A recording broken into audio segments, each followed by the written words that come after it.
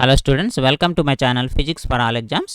ఈ వీడియోలో మనము ఇంటర్మీడియట్ 2వ సంవత్సరం విద్యార్థులకు సంబంధించి ఫిజిక్స్ సబ్జెక్టులో ఆల్టర్నేటింగ్ కరెంట్, ఏకాంతర విద్యుత్ ప్రవాహములు అనేటువంటి చాప్టర్ నుంచి 2 మార్కుల ప్రశ్నలు ఏమొస్తాయో చూద్దాము. Important 2 marks questions. ఈ వీడియో మీకు చూస్తే ఖచ్చితంగా 2 మార్క్స్ మీకు గ్యారంటీగా వస్తాయి. ఈ ఇచ్చిన వాటిల్లోనే మనకి ఎగ్జామినేషన్లో ఒక క్వశ్చన్ అయితే కంపల్సరీ వస్తుంది. సో బ్లూ ప్రింట్ ప్రకారం మనకి ఇందులోంచి 2 మార్కుల ప్రశ్న ఉంటుంది కాబట్టి ఏపీ మరియు తెలంగాణలో ఇంటర్మీడియట్ 2వ సంవత్సరం విద్యార్థులు ఎవరైతే ఉన్నారో వాళ్ళు ఖచ్చితంగా ఈ వీడియోని చూడండి. సో నా ఛానల్ ఫస్ట్ టైం కనుక విజిట్ చేస్తున్నట్టే physics for all exams channel subscribe చేసుకోండి. అలాగే నా కంటెంట్ మీకు నచ్చితే లైక్ చేసి షేర్ చేయండి అమ్మా. సో ఈ ఛానల్ ద్వారా నేను ఇంటర్మీడియట్ ఫిజిక్స్ అలాగే ఫిజిక్స్ రిలేటెడ్గా నీట్ జేఈ ఎంసెట్ కోచింగ్ ఇస్తూ ఉంటాను. అలాగే పీజీ ఎంట్రన్స్ కోచింగ్ కూడా ఇస్తూ ఉంటాను. పీజీ ఎంట్రన్స్ కోచింగ్ నేను స్టార్ట్ చేస్తున్నాను త్వరలోనే. సో కాబట్టి ఇక్కడ లేట్ చేయకుండా మన వీడియోలోకి వెళ్తే ఏకాంతర విద్యుత్ ప్రవాహము, ఆల్టర్నేటింగ్ కరెంట్ అనే చాప్టర్ నుంచి 2 మార్కుల ప్రశ్నలు మనం చూద్దాం. మొదటి ప్రశ్న ఏ విధంగా ఉందో చూద్దాము. A transformer converts 2000 volt AC into 200 volt AC into 2000 volt AC. Calculate the number of turns in the secondary if the primary has 10 turns. So ఒక ట్రాన్స్ఫార్మర్లో 200 వోల్ట్ల ఏసీని 2000 వోల్ట్ ఏసీగా మారుస్తుందమ్మా. 200 వోల్ట్ ఏసీని అంటే తక్కువ వోల్టేజ్ని ఎక్కువ వోల్టేజ్గా మారుస్తుంది. తక్కువ వోల్టేజ్ని ఎక్కువ వోల్టేజ్గా మారుస్తుంది అంటే స్టెప్ అప్ ట్రాన్స్ఫార్మర్. ఇది స్టెప్ అప్ ట్రాన్స్ఫార్మర్. తక్కువని ఎక్కువగా మారుస్తుంది. 200ని 2000గా మారుస్తుంది. సో కాబట్టి ఇక్కడ మనకిచ్చింది ఫస్ట్ రాసుకుందాం. ప్రైమరీ వోల్టేజ్ దాన్నే మనము V∗P రాస్తాము. అది 200 వోల్ట్ల. తర్వాత ఇచ్చింది ఏంటి? సెకండరీ వోల్టేజ్ దాన్ని VS అనుకుందాము. అది 2000 వోల్ట్స్ ఇచ్చాడు. తర్వాత ప్రాథమిక తీగ చుట్ట, ప్రైమరీ అంటున్నాడు. ప్రాథమిక తీగ చుట్ల ఎన్ని? 10 ఉన్నాయని చెప్పాడు. అంటే number of turns in primary is equal to 10. దాన్నే మనము N∗Pతో రాస్తాము. ఇప్పుడు మనల్ని కనుక్కోమంది number of turns in secondary is equal to NS. So మనకి మరి దీని ఫార్ములా కావాలి కదా. వీటి మధ్య రిలేషన్ ఏంటి అంటే మనకి ఫార్ములా ఏంటంటే NS/NP is equal to VS/VP. అంటే గౌణ తీగ చుట్టలో ఉన్న తీగ చుట్ల సంఖ్యకి ప్రాథమిక తీగ చుట్టలో ఉన్న తీగ చుట్ల సంఖ్యకి గల నిష్పత్తి దేనికి సమానంగా ఉంటుందంటే వోల్టేజ్ నిష్పత్తికి సమానంగా ఉంటుందమ్మా.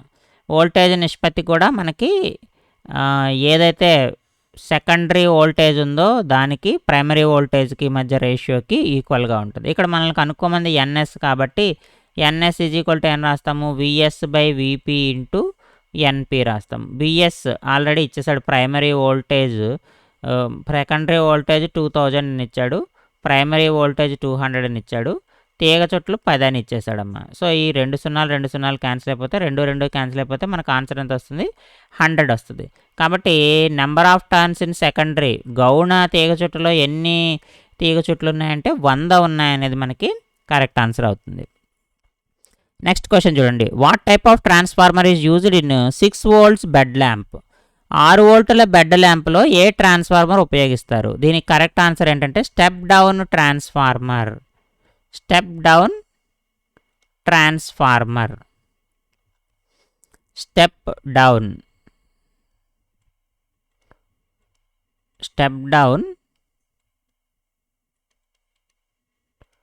ట్రాన్స్ఫార్మర్ని ఉపయోగిస్తామమ్మా. ఎందుకంటే మనకి ఇంటిలో ఉపయోగించేటువంటి వోల్టేజ్ హౌస్ హోల్డ్ అంటే ఇంట్లో ఉపయోగించేటువంటి వోల్టేజ్ ఎంత ఉంటుంది?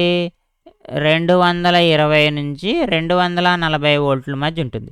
కానీ బెడ్ ల్యాంప్కి 6 వోల్ట్లే సరిపోతుంది కాబట్టి ఆ బెడ్ ల్యాంప్ మధ్యలో మనం ఏం చేస్తాము అంటే బెడ్ ల్యాంప్కు ముందు ఒక స్టెప్ డౌన్ ట్రాన్స్ఫార్మర్ను ఉపయోగిస్తాం.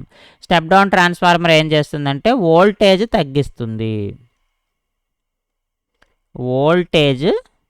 తగ్గిస్తుంది. సో మనకు కావాల్సిన వోల్టేజ్కి 6 వోల్ట్లే కావాలి కాబట్టి అంతకు మనకు తగ్గించుకుంటాము. Voltage decreases in step down transformer. అదే స్టెప్ అప్ ట్రాన్స్ఫార్మర్ అయితే వోల్టేజ్ మనకి పెరుగుతుందమ్మా. కాబట్టి step down transformer is the correct answer. తర్వాత ప్రశ్న చూడండి. What is the phenomena involved in the working of a transformer? Transformer పనిచేసేటువంటి సూత్రాన్ని తెలపండి అంటున్నాడమ్మా. ట్రాన్స్ఫార్మర్ పనిచేసేటువంటి సూత్రము అంటే ఇక్కడ ట్రాన్స్ఫార్మర్ పనిచేసేటువంటి సూత్రానికి మనకి ఫార్ములా కే, ట్రాన్స్ఫార్మర్ కాన్స్టెంట్ అంటాము. ఇందాకే మనకి ఈక్వేషన్ రాసుకున్నాము ఫస్ట్ ప్రాబ్లం చేసినప్పుడు, సేమ్ అదే ఇక్కడ రాస్తున్నాము. = IP/IS. ఇక్కడ n అంటే తీగ చుట్ల సంఖ్య. ఇది transformer equation. So phenomena involved in working of A transformer. So యాక్చువల్గా ఈ ప్రిన్సిపల్ మనకు వస్తుంది. ఈ ప్రిన్సిపల్ మనకు ఎప్పుడు వస్తుంది అంటే ఇక్కడ ట్రాన్స్ఫార్మర్ పనిచేసేటువంటి సూత్రం ఏంటంటే మ్యూచువల్ ఇండక్షన్ దీని మీద పనిచేస్తుందమ్మా. సో ఇక్కడ ట్రాన్స్ఫార్మర్ దేనిపైన వర్క్ చేస్తుంది అంటే మ్యూచువల్ ఇండక్షన్, తెలుగులో అయితే ప్రేరణ సూత్రము, అయస్కాంత ప్రేరణ మీద పనిచేస్తుంది. ఇక్కడ ప్రేరణ సూత్రము మ్యూచువల్ ఇండక్షన్ అంటే అర్థం ఏంటి? When an alternating current flows through the primary coil it generates changing magnetic field. This magnetic field induces voltage in the secondary coil. The voltage can be up or down based on the need. So మనకి ఎగ్జామినేషన్లో రాసే విధంగా 2 marks మనకి రావాలి అంటే ఏ రకంగా write-up రావాలి ఈజీగా అనేటువంటి దాంతో నేను ఇక్కడ మ్యాటర్ అయితే మీకు రాయడం జరుగుతుంది, both in Telugu and English media. So కాబట్టి మీరు కావాలంటే వీడియో పాస్ చేసి ఇది మీరు నోట్స్ చేసుకోవచ్చు.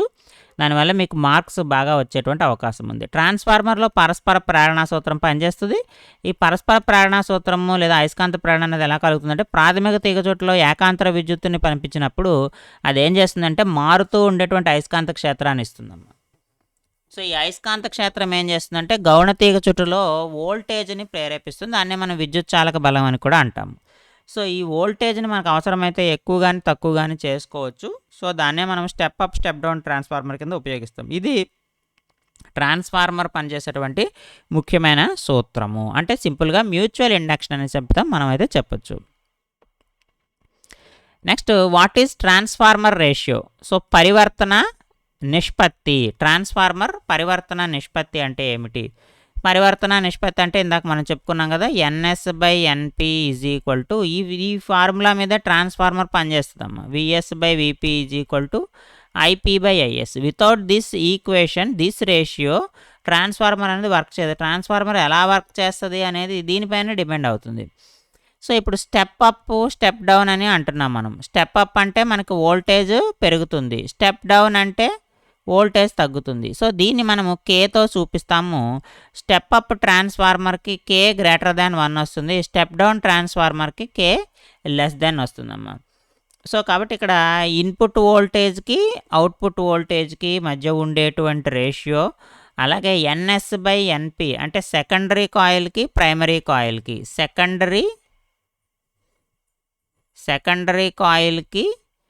ప్రైమరీ కాయిల్కి మధ్య ఉండేటువంటి రేషియో అనమాట. Secondary coil divided by primary coil, that is number of turns. Secondary coil means here what? Turns. Number of turns in secondary coil by number of turns in primary coil. అంటే తీగ చుట్ల సంఖ్య. గౌణ తీగ చుట్ల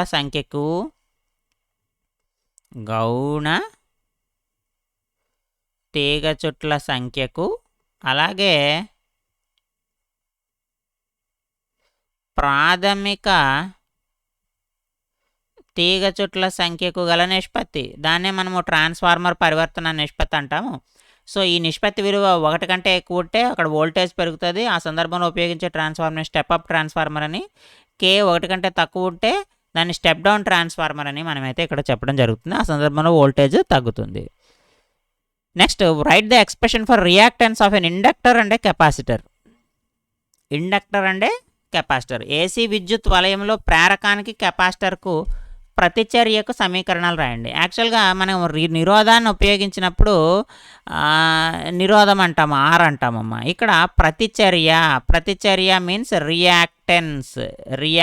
inductance capacitance వాడినప్పుడు దాన్ని reactance అంటాం. కాబట్టి ప్రేరక ప్రతిచర్య ఇండక్టివ్ రియాక్టెన్స్ అంటే ఏంటమ్మా, తెలుగులో ఏమంటాము, ప్రేరక ప్రతిచర్య. దాన్ని ఎక్స్ఎల్ అనే పదంతో చూపిస్తాము. దానికి ఫార్ములా ఏంటంటే ఒమేగా ఎల్. తర్వాత కెపాసిటర్ రియాక్టెన్స్, దీన్ని కెపాసిటర్ ప్రతిచర్య అంటాం. అది ఎక్సీతో చూపిస్తాము. దాని వాల్యూ ఎంత అంటే 1/ωc. మనల్ని అడిగింది రియాక్టెన్స్కి ఫార్ములాస్. కాబట్టి ఇండక్టివ్ రియాక్టెన్స్ అంటే XL = ωL, కెపాసిటివ్ రియాక్టెన్స్ అంటే XC = 1/ωc. ఇక్కడ ఒమేగా అంటే ఏంటి? ఒమేగా అంటే యాంగులర్ ఫ్రీక్వెన్సీ, కోణీయ పౌనఃపున్యము. సి అంటే కెపాసిటెన్స్, ఎల్ అంటే ఇండక్టెన్స్ అమ్మ, అంటే ప్రేరకము, ఇదేమో కెపాసిటెన్స్. ఒమేగా అంటే ఒమేగాని మళ్ళీ ఏం రాసుకోవచ్చు, 2πf అని రాసుకోవచ్చు. ఎఫ్ అంటే పౌనఃపున్యం, ఎఫ్ అంటే ఫ్రీక్వెన్సీ, పౌనఃపున్యం అవుతుందమ్మా. ఇక్కడ ఎక్స్ఎల్ ఇంక్రీజెస్ విత్ ఫ్రీక్వెన్సీ, ఎందుకంటే చూడండి XL is proportional to omega, XL is proportional to F, but XC is inversely proportional to F అమ్మ. అంటే ఇండక్టివ్ రియాక్టెన్స్ అనేది పౌనఃపున్యంతో పాటు పెరుగుతుంది, బట్ కెపాసిటివ్ రియాక్టెన్స్ అనేది పౌనఃపున్యంతో పాటు తగ్గుతుంది. రెండు కూడా ఇన్వర్స్లీ ప్రపోర్షనల్గా ఉన్నాయి. XL proportional to F, XC proportional to 1/f. కాబట్టి ఎక్స్ఎల్ ఎఫ్తో పాటు ఫ్రీక్వెన్సీతో పాటు పెరుగుతుంది, కెపాసిటివ్ రియాక్టెన్స్ మాత్రం ఫ్రీక్వెన్సీతో పాటు తగ్గుతుంది. నెక్స్ట్ క్వశ్చన్ చూడండి. What is the phase difference between AC EMF and current in the following pure resistor, pure inductor, pure capacitor? శుద్ధ నిరోధానికి, శుద్ధ ప్రేరకానికి, శుద్ధ కెపాసిటర్కి సంబంధించి విద్యుత్ చాలక బలానికి మరియు విద్యుత్ ప్రవాహానికి మధ్య ఉండేటువంటి దశాభేదాలు అడిగాడు. సో ఒక్కోటి రాద్దాం. ఫస్ట్ రెసిస్టర్ రాద్దాం. రెసిస్టర్ అంటే శుద్ధ నిరోధం. శుద్ధ నిరోధానికి ఫేజ్ డిఫరెన్స్ φ = 0 అమ్మ. Voltage current are in phase, voltage and current are in phase. విద్యుత్ ప్రవాహము, వోల్టేజు రెండూ కూడా, లేదా విద్యుత్ చాలక బలం రెండూ కూడా ఒకే దశలో ఉంటాయి. అదే ఇండక్టర్కి, శుద్ధ ప్రేరకానికి, ప్యూర్ ఇండక్టర్కి ఏమవుతుందమ్మా, φ = 90 degrees అవుతుంది. అదేవిధంగా కెపాసిటర్కి కూడా ఏమవుతుంది, φ = 90 degrees అవుతుంది. కాకపోతే ఇక్కడ వోల్టేజ్ అనేది మనకి లీడింగ్లో ఉంటుంది. అదే కెపాసిటర్కి అయితే కరెంట్ లీడింగ్లో ఉంటుందమ్మా. ఇక్కడ వోల్టేజ్ లీడ్స్ కరెంట్, ఏది ఇండక్టర్లో. అదే కెపాసిటర్లో అయితే కరెంట్ లీడ్స్ వోల్టేజ్, అంటే కరెంట్ ముందుంటుంది, 90 degrees ముందుంటుంది, వోల్టేజ్ వెనకాల ఉంటుంది. అదే ఇండక్టర్లో అయితే ముందు వోల్టేజ్ ఉంటుంది, వెనకాల కరెంట్ ఉంటుందమ్మా. ఇది మనకి ఇచ్చినటువంటిది. మనకి ఇచ్చిన ఈ 3 ఈక్వేషన్స్ రాస్తే మనకి 2 మార్క్స్ అయితే వస్తాయి. అంటే రెసిస్టర్కి φ = 0, ఇండక్టర్కి φ 90, కెపాసిటర్కి φ 90. మనల్ని అడిగింది కూడా ఫేజ్ డిఫరెన్సెస్ కాబట్టి. నెక్స్ట్ క్వశ్చన్ చూడండి. Define power factor, on which factors does power factor depend? So ఇక్కడ పవర్ ఫ్యాక్టర్కి నేను డెఫినేషన్ రాశాను. Both English medium, Telugu medium important కాబట్టి విడివిడిగా ఇచ్చాను. ఇంకొక స్లైడ్లో తెలుగు మీడియం చెప్తాను, ఇక్కడ ఇంగ్లీష్ మీడియం చూడండి. సో అది డిపెండ్ అయ్యేటువంటి ఫ్యాక్టర్స్, అలాగే డెఫినేషన్. సో డెఫినేషన్ ఏంటంటే power factor is defined as the ratio of real power to apparent power. Real పవర్కి apparent పవర్కి ఉన్నటువంటి రేషియోని మనం పవర్ ఫ్యాక్టర్గా చెప్తాము. సో ఇది ఏం తెలియజేస్తుంది అంటే అసలు ఆ సర్క్యూట్లో పవర్ని మనం ఎంత ఎఫెక్టివ్గా యూజ్ చేస్తున్నాం, అంటే రిలీజ్ అయినటువంటి పవర్ని మనం ఏ రకంగా ఉపయోగిస్తున్నాము అనేది తెలుస్తుంది. సో దీని వాల్యూ మనకి cos πకి సమానంగా ఉంటుందమ్మా. ఇక్కడ π అనేది వోల్టేజ్కి కరెంట్కి మధ్య ఉండేటువంటి ఫేజ్ యాంగిల్. నెక్స్ట్ ఇక్కడ పవర్ ఫ్యాక్టర్ అనేది 1 గనక అయితే పవర్ ఎఫిషియెంట్‌గా వాడుతున్నట్టు. లెస్ దాన్ 1 ఉంటే పవర్ వేస్టేజ్ అనేది జరుగుతుందని. సో దేని మీద డిపెండ్ అవుతుంది అంటే లోడ్స్ మీద డిపెండ్ అవుతుంది.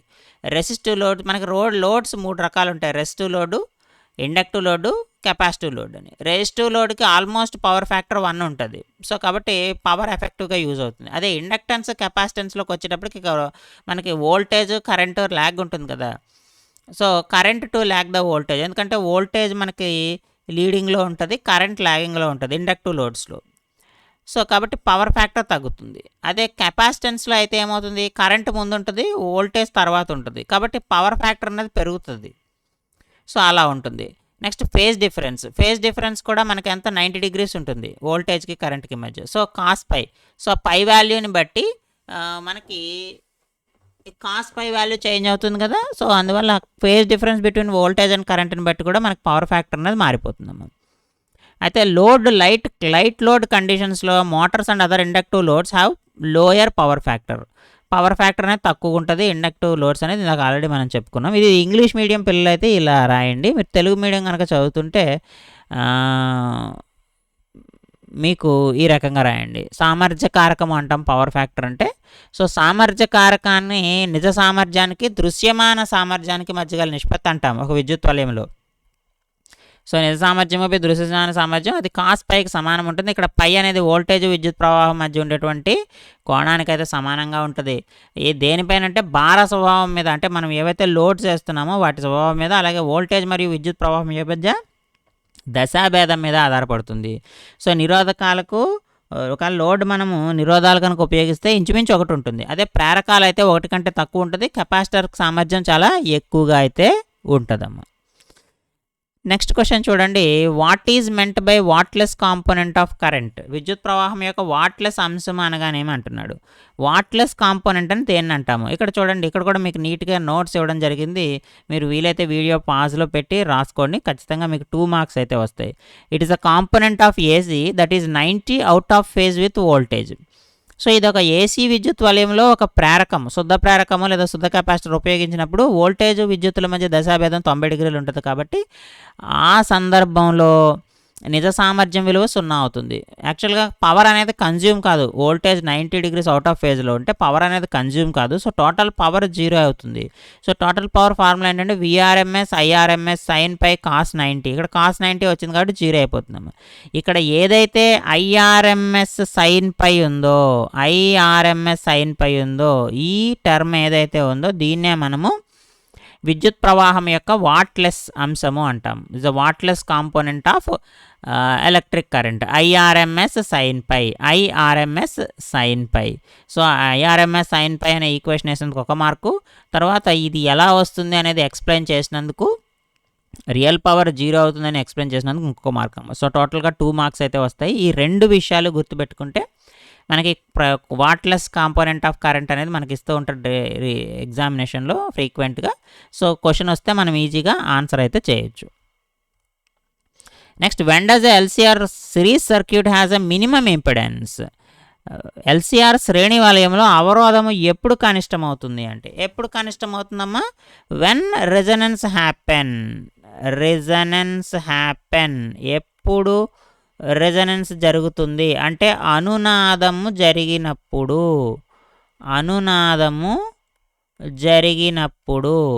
అనునాదం ఎప్పుడు జరుగుతుంది? అవరోధము కనిష్టం అవుతుంది. అవరోధం కనిష్టం అవ్వాలి అంటే XL = XC అవ్వాలి. అంటే కెపాసిటివ్ రియాక్టెన్స్, ఇండక్టివ్ రియాక్టెన్స్ ఇవి 2 సమానం అయితేనే కదా మనకు ఓన్లీ రెసిస్టెన్స్ మీద డిపెండ్ అవుతుంది. జెడ్ అనేది రెసిస్టెన్స్కి ఈక్వల్ అవుతుంది. ఇవి 2 ఈక్వల్ అయితే, ఇవి 2 ఈక్వల్ అయిపోతే జెడ్ అనేది మినిమం ఇంపిడెన్స్ అంటే అవరోధము. జెడ్ మినిమం R అవుతుందమ్మా. సో ఆ సందర్భంలో XL = XC అవ్వాలి. ఇది ఎప్పుడు అవుతుంది అంటే రెజనెన్స్ హ్యాపెండ్, అనునాదం జరిగినప్పుడు జరుగుతుంది. సో XL అంటే ωL = 1/ωc. That implies ω² = 1/LC. Omega = 1/√LC. Omega అంటే కోణీయ పౌనపున్యం కదా, 2πf అని రాసుకుంటాం 1/LC. Therefore F = 1/2π√LC.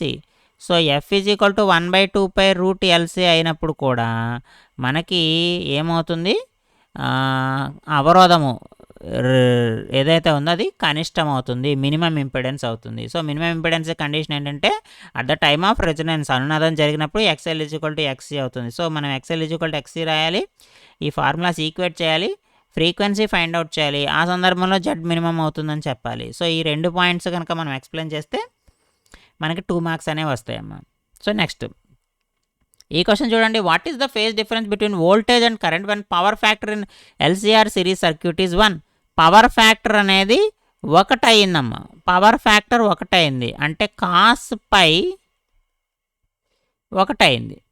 cos π 1 అయినప్పుడు మనకి ఫేజ్ యాంగిల్ ఎంత అవుతుందమ్మా, π = ఎంత అని అడుగుతున్నాడు. π = ఎంత వోల్టేజ్కి కరెంట్కి మధ్య. సో ఎప్పుడు అవుతుందో కూడా చెప్పండి, ఎందుకంటే మీకు ఆల్రెడీ 9th క్వశ్చన్ ఎక్స్ప్లెయిన్ చేశాను కదా నేను. 9th క్వశ్చన్ రెజొనెన్స్ జరిగిందని చెప్పాను. సేమ్ ఇన్ ద కేస్ మనకి 10th క్వశ్చన్లో కూడా అదే జరుగుతుంది. అది జరిగినప్పుడు ఇక్కడ వోల్టేజ్ మరియు విద్యుత్ ప్రవాహాల మధ్య కోణము విలువ cos π 1 అయినప్పుడు π = ఎంత అనేది మీకు తెలిసి ఉంటుంది. సో ఈ ఆన్సర్ని మీరు కామెంట్ బాక్స్లో పోస్ట్ చేయండి.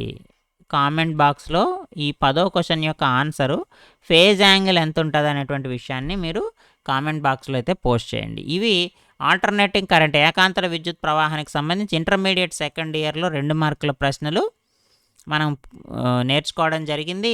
ఈ వీడియో పూర్తిగా చూడండి, దానివల్ల మీకు ఎగ్జామినేషన్ పాయింట్ ఆఫ్ వ్యూలో మనం క్వశ్చన్స్ ఎలా రాయాలనేటువంటి విషయం అయితే మనకు తెలుస్తుంది. సో నా కంటెంట్ మీకు నచ్చినట్టయితే లైక్ చేసి షేర్ చేయండి. మరిన్ని వీడియోల కోసం ఫిజిక్స్ ఫర్ ఆల్ ఎగ్జామ్ ఛానల్ని సబ్స్క్రైబ్ చేయండి. Thank you for watching. Next వీడియోలో మళ్ళీ కలుద్దాం.